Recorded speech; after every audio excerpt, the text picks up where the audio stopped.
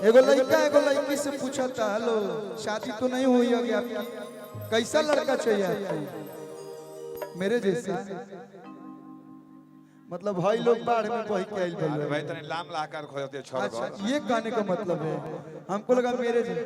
नीम के छाड़का लगा। अच्छा आप हाइटेड चाहते हैं? ये खोलू नीम के छाड़का लगा पसंद है। अच्छा आपकी हाइट जैसा, मतलब जो आपको सीधे यहाँ पे आप हक करे तो दिल में आए। सांचा में सांचा मिले। अच्छा thank you thank you so much. आप मेरी हाइट की फैन है, मैं आपका डाइट का फैन हूँ। अपना साइज के खोजती डाइटिंग का फैन हूँ। अरे वही बात है, सेम टू यू भाई। चाहिए प्राइवेट की जॉब सरकार में, खोजे लुगुन कमन बोला भतर में, कोजरी किलोरी सुनावे वाला चाहिए,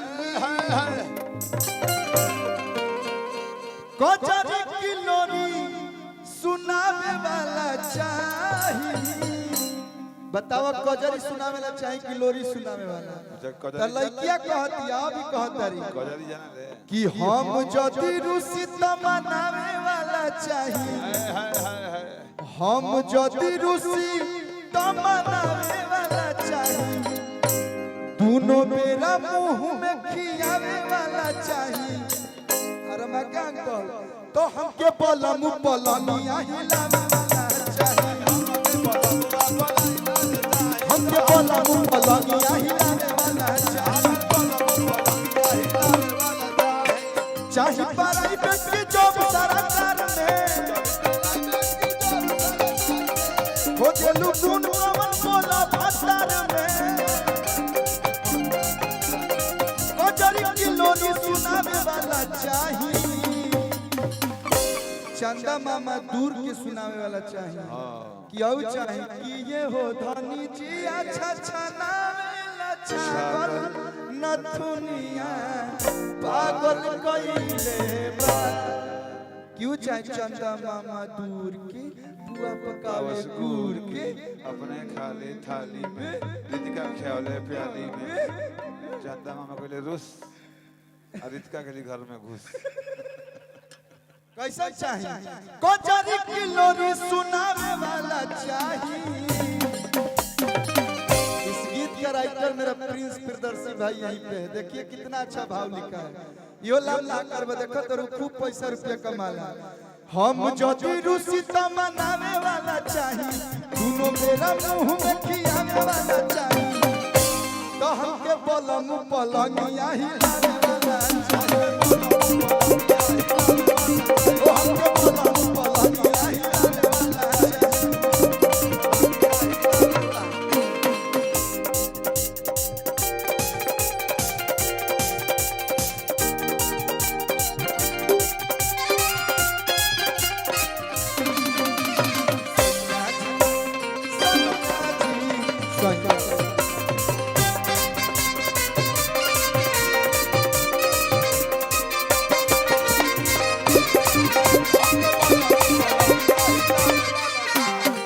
जो बेंजू बाजार में थोड़ा सुन के आगे से हट जाइए, नहीं तो वो तार से खोदने लगते हैं।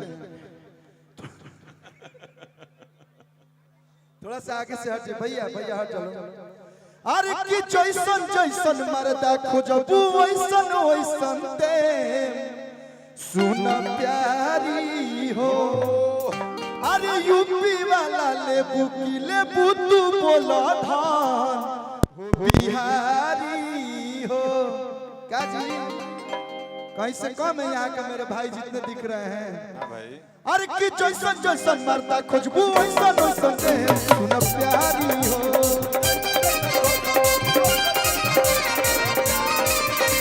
अरे यूपी वाला लेबू की लेबू तू बोलो धान बिहारी हो।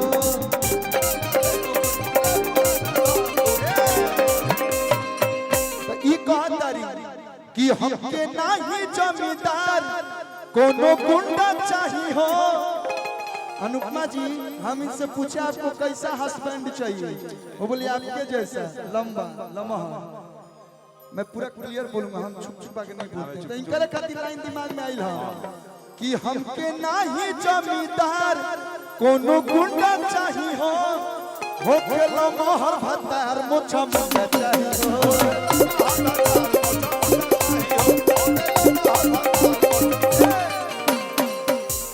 सेज पसीने मामा देखावे वाला चाही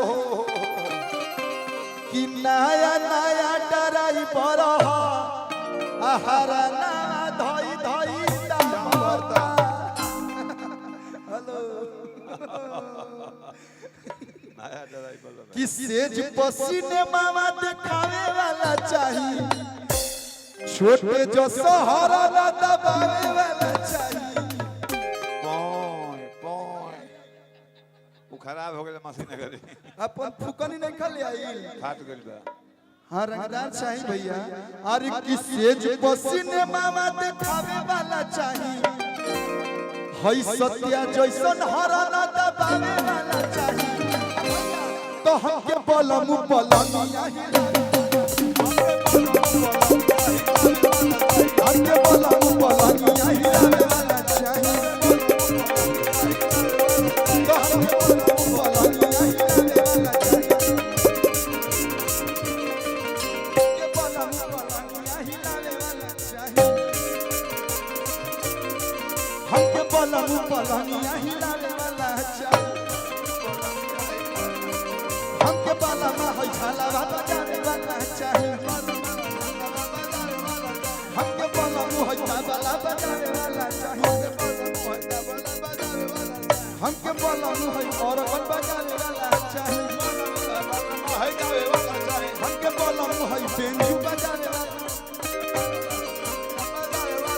हमके बलमु है बैठ बजावे वाला चाही हमके बलमु है ढोल बजावे वाला चाही